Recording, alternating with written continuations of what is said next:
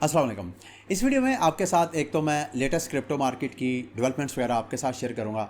दूसरा, आज वैसे भी हफ्ता है तो गुजरे हफ्ते की कुछ मेजर डेवलपमेंट्स के बारे में आपको एक रिकॉल करवाऊंगा और कुछ ऐसी डेवलपमेंट्स भी आपके साथ मैं शेयर करूंगा जो कि आने वाले हफ्ते में भी मार्केट्स को इम्पैक्ट कर सकती हैं, ताकि आप उसकी तैयारी करें।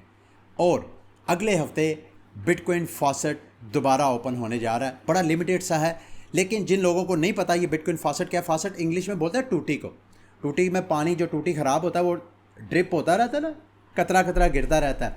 ये 2010 में बिटकॉइन के अर्ली में बिटकॉइन ने ही एक्चुअली ट्रेंड स्टार्ट किया था फॉर एजुकेशनल पर्पजेज़। तो लोग बिटकॉइन की वेबसाइट, फासेट वेबसाइट पे जाते थे, रिफ्रेश करते थे और कैप्चा सॉल्व करने के बाद उनको सर्टन बीटीसी मिलते थे। उस वक्त कलेक्टिवली तकरीबन 15,000 से ज़्यादा बिटकॉइन इन फासेट वेबसाइट्स के ज़रिए दिए गए थे। और अगर वो जिन जिन लोगों को मिला, अगर वो होल्ड किया जाता तो इस वक्त करंट प्राइस में भी $1.5 बिलियन से ज़्यादा के फ्री एयर ड्रॉप दिए गए हैं उस वक्त। इसी तरह की एक और अपॉर्चुनिटी को कि बड़ी लिमिटेड सी है, वो अगले हफ्ते स्टार्ट होने वाली है, थोड़ी देर में आपको बताता हूँ। लेकिन पिछले हफ्ते जो ड्रिफ्ट का हैक हुआ है, that was a massive blow. जो डीफाई मार्केट के ऊपर ट्रस्ट है, पिछले चंद महीनों से जो मुसलसल डीफाई मार्केट्स में हैक हुए हैं, जिसमें बैलेंसर और दूसरे, इस हैकिंग की वजह से डीफाई मार्केट का ट्रस्ट जो है वो लॉस हो चुका है। और वैसे भी जब से ये 2026 का साल स्टार्ट हुआ है, 20 से ज़्यादा क्रिप्टो प्रोटोकॉल जो हैं वो शट डाउन हो चुके हैं। और लेकिन इस हफ्ते में एक मेजर डेवलपमेंट भी हुई है। कोइन बेस ने OCC की अप्रूवल मिल गई है, यानी कोइन बेस, अमेरिका में 50 से ज़्यादा स्टेट्स हैं और सब स्टेट जो हैं वो ऑटोनोमस है। सब बैंकिंग रेगुलेशंस अपनी अपनी हैं, लेकिन कोइन बेस का ये फेडरल स्टेटस लेना ये बहुत बड़ी डेवलपमेंट है। यही वजह है कि जो अमेरिका की बैंकिंग एसोसिएशंस हैं, दो मेरा ख्याल है डिफरेंट एसोसिएशन, दोनों ने अच्छा खासा सख्त तनकीद किया है कि इसको क्यों अप्रूवल मिली है। हालांकि कोइन बेस ने ये कोई रिटेल टाइप कोई कस्टोडियन सर्विस नहीं प्रोवाइड करनी, ये इंस्टीट्यूशनल कैपिटल को होल्ड करेंगे, लेकिन उस पर भी बैंकिंग एसोसिएशन की चीखें निकाली हैं।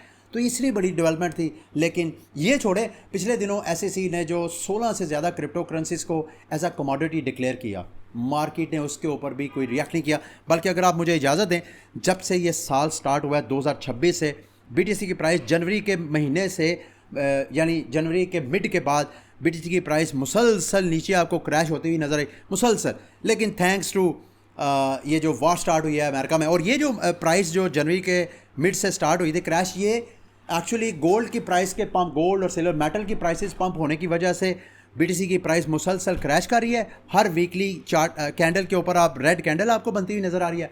जैसे ही फरवरी के एंड में, तकरीबन 28 फरवरी को अमेरिका इसराइल अटैक करता है ईरान के ऊपर, उसके बाद मार्केट मज़ीद नीचे गिरना बंद और मार्केट एक ख़ास टाइट रेंज में मुसलसल ट्रेड होती हुई नज़र आ रही है। ये मार्केट की करंट सिचुएशन है।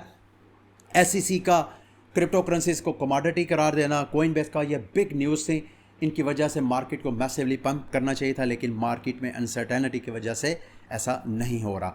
और वैसे भी अगर आप ग्लास नोट का ऑन चेन डाटा देखें तो उसमें वो कहते हैं जो शार्क्स और वेल्स हैं, यानी जिनके पास 0.1 BTC से लेके, यानी माफ़ कीजिए 0.1 K से लेके 10,000 BTC है, उन्होंने कैपिचुलेट किया ऑन डेली बेसिस। $200 मिलियन का लॉस ये बिग वेल्स जो हैं बिटकॉइन के ऊपर वो बेयर कर रही है। ये लॉस क्यों बेयर कर रही हैं? शायद वो ये समझ रही हैं कि BTC की प्राइस इस वॉर की वजह से मज़ीद नीचे क्रैश करेगी और हम नीचे से बाय करेंगे। ऐसा होता है या नहीं, बहरहाल ये उनकी स्ट्रेटजिक मूव है। मैं बात कर रहा था, ये है जी बिटकॉइन वो फॉसेट। यहाँ पे आप टूटी लगी देख सकते हैं। ये जो एक्स या ट्विटर के जो साबका फाउंडर थे जैक डॉर्सी, उनकी स्क्वायर कंपनी है। उन्होंने जो अपने इकोसिस्टम के यूज़र्स हैं, जिनमें उनका कैश ऐप है, फिर उनका स्क्वायर ऐप है, स्क्वायर का जो मर्चेंट्स हैं, और उनकी एक अपनी बिट की नाम का वॉलेट है, उनके यूज़र्स के लिए ये फासेट वो स्टार्ट करेंगे 6 तारीख को, यानी आलमोस्ट मंडे पाकिस्तानी टाइम जो बनेगा। यहाँ पे आप टाइमर भी देख सकते हैं, जिसमें वो यहाँ पे $1 मिलियन की वर्थ का जो बिटकॉइन है वो डिस्ट्रीब्यूट करेंगे, जस्ट फॉर एजुकेशनल पर्पस। अब ईरान और इन वार के हवाले से अपडेट करें, जैसे कि पिछले चंद वीडियोस में मैं आपको बताता आ रहा हूँ कि अमेरिका जो है टाइम बाय कर रहा है, वक्त वही चीज़ साबित कर रहा है। यहाँ पे आप देख सकते हैं जो अमेरिकी एयरफोर्स है वो अपने ट्रांसपोर्ट एयरक्राफ्ट्स और जो रीफ्यूलिंग टैंकर्स है उसको अटलांटिक ओशन से मिडल ईस्ट की तरफ लेके आ रही है। अगला हफ्ता मैसिव जो है वो ग्राउंड बन सकती है। ग्राउंड ट्रूप जो है, वैसे भी मंडे वाले दिन वो टाइम जो 10 दिनों का दिया था वो टाइम भी एक्सपायर होने वाला है। और साथ साथ यहाँ पे आप देख सकते हैं ट्रम्प साहब भी वार्निंग दे रहे हैं जी कि हम स्ट्रेट ऑफ हॉर्मस को ओपन करेंगे, ईरान का तेल जो है हम वहाँ से निकालेंगे और हम एक अपनी फार्चून बनाएंगे। साथ दुनिया के लिए भी एक गुशर होगा। गुशर मतलब एक ऐसी इन्वायरमेंट को बोलते हैं ज़मीन के अंदर से जब तेल फूटता है। हमारे अक्सर यहाँ जनूबी पंजाब के एरियाज़ में आपने आज से सालों साल पहले एक न्यूज़ देखी होगी जिसमें ऑयल टैंकर गिर जाता है। वहाँ के लोग तेल वहाँ से भरने के लिए आते हैं और वहाँ पे आग लग जाती है और ब्लास्ट। सेम इसी तरह का वो दुनिया को भी मैसेज दे रहे हैं कि ईरान आपके लिए गुशर की तरह का इन्वायरमेंट बन सकता है ताकि आप लोगों को भी आग लगे, और दुनिया ये बात मान नहीं रही है। रजीम चेंज की बात करें जी, ईरान में तो रजीम चेंज जो होनी थी सो होनी थी। अमेरिका ने भी जो करंट एडमिनिस्ट्रेशन है तकरीबन 7 टॉप लेवल के जनरल्स को फ़ारग करवा दिया है, उनको घर भेज दिया है। वहाँ पे रजीम चेंज आपको नज़र आ रहा है। जो भी ये सिर्फ जनरल तक ही आपको इख्तलाफ नज़र नहीं आ रहा ट्रंप की जो पॉलिसीज़ हैं इस वार के वाले से। अवाम का भी वहाँ पे सर्वे बैकग्राउंड पे आप देख सकते हैं 66% जो है जो अमेरिकी अवाम है वो चाहते हैं कि अभी वार को ख़त्म किया जाए। सिर्फ मेरा ख्याल है लेस दैन 30% लोग ऐसे हैं जो वार को अमेरिका में कंटिन्यू करना चाहते हैं। और ये बिग आगे मिड टर्म इलेक्शन भी मेरा ख्याल है होने हैं। ट्रंप को हर महाज से अपनी इस गलती का सामना करना, फेस करना पड़ेगा। बहरहाल ये सारी सिचुएशन है।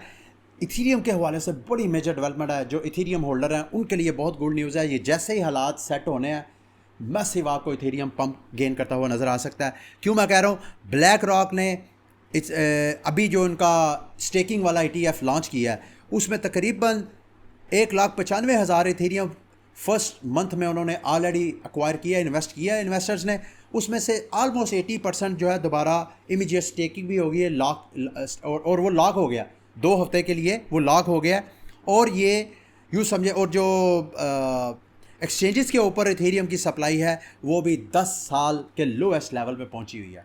तो ये मैसिव डेवलपमेंट है। लेकिन करंट जो सिचुएशन है इस वजह से आपको इथेरियम की प्राइस जो है बड़ी टाइट रेंज में आपको ट्रेड होती हुई नज़र आ रही है। X402 की फाउंडेशन बाकायदा कायम हो गई है। इस हवाले से क्रिप्टो 101 पे मैंने एक डिटेल वीडियो बना के आपको वीडियो में इल्म आलम चैनल पे भी बताया था कि ये एक मैसिव अपॉर्चुनिटी है। इसके बारे में अपने आप को लाजमी अवेयर करें। अगर आपने ये वीडियो वॉच नहीं की, दोबारा आपको मशवरा दूंगा ये वीडियो वॉच कीजिएगा। और लास्ट में जाते जाते क्वांटम कंप्यूटिंग के हवाले से ब्लॉक स्ट्रीम ने 20 से ज़्यादा जो एक्सपर्ट्स हैं उनको यूँ समझे कि सेटअप किया है कि वो क्वांटम कंप्यूटिंग के इसके ऊपर भी मैंने अपने कॉइन्स वाइब जो मेरा गानों वाला चैनल है उसके ऊपर क्वांटम थ्रेड के हवाले से भी मैंने एक गाने के ज़रिए, बीट्स के ज़रिए आपको मैंने समझाने की कोशिश की है कि क्यों क्वांटम कंप्यूटिंग एक बिग थ्रेट है और क्रिप्टो कम्युनिटी को अभी एक्शन लेना चाहिए।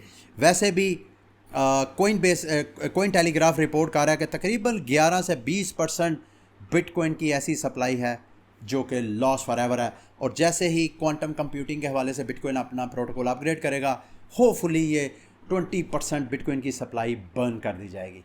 तो 21 मिलियन की 20% सप्लाई ऑलरेडी मार्केट में समझ में फॉरएवर गॉन, बर्न हो जाएगी।